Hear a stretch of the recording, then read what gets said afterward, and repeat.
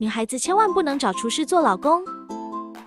还记得第一次和老公吵架，他就用南瓜给我做了一个好吃的，我贪吃没管住嘴。后来每次想吃点好吃的，就找点他的麻烦。今天就把老公拿手的南瓜做法分享给大家，保证你吃一次就忘不了。首先把南瓜的外皮去掉，去皮之后对半切开，切成薄片，尽量切得薄一些，这样更容易蒸熟。全部切好后装入盘中，再放到蒸笼里面，盖上盖子，上气以后蒸15分钟左右。时间到了，南瓜蒸熟了，我们把它拿出来，用勺子压成南瓜泥。压好后稍微放凉，放凉至不烫手的时候，再加入4克酵母粉，1勺白糖，用筷子搅拌均匀。这里需要注意，南瓜泥需要放凉至不烫手，才可以加入酵母，不然会烫死酵母，发不起面。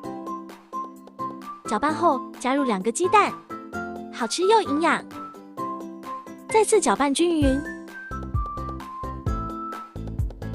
充分搅匀后，再少量多次的加面粉。我这里大约加了500克的面粉，搅拌成面絮状，再下手揉成面团，揉成这种不沾手的面团就可以了。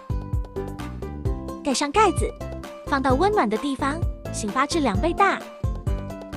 接下来准备一点蜜红豆，这是上次做没用完的。感兴趣的朋友可以去昨天的视频看一下蜜红豆的做法。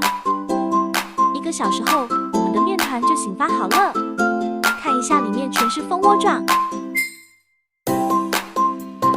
案板上撒上一点干面粉，把面团放在案板上，充分的揉搓排气。揉好后再搓成长条，切成大小均匀的面剂。第1个面剂要切得稍微大一些，后面的大小相等，稍微小一些就行了。拿出第1个比较大的面剂先，揉一揉，揉成圆形，再按扁，撒一点干面粉防黏，再用擀面杖擀成一个大面片，像这样就可以啦。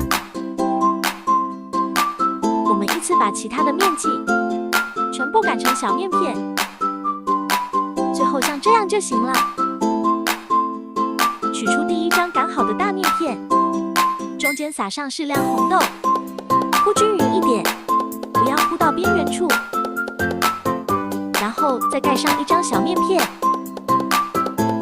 每放1张都要铺上1层红豆，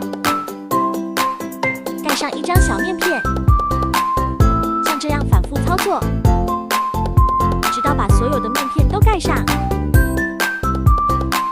全部盖好以后，在最上面1层边缘处刷上1层清水，这样会粘得更加牢固。再像这样把小面片包起来，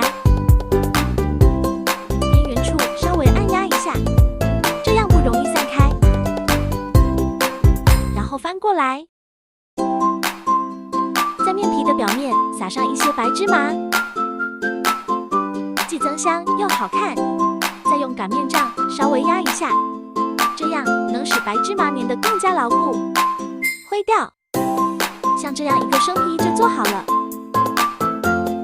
将做好的生坯直接放入蒸笼，盖上盖子，2次醒发10分钟，这样能使做出来的面食更加的蓬松好吃。像这样体积明显变大，就是洗法好了。盖上盖子，大火蒸25分钟就可以了。时间到了，关火焖5分钟，再打开盖子，这样不会发生回缩的现象。哇，好香啊！一股浓郁的南瓜红豆的香味，用手按压非常的蓬松又渲染，看着就非常的有食欲。又到切开就可以美美的享用了。层层分明，一层比一层香。早餐搭配一点小米玉，豆浆营养非常丰富，做法也非常简单。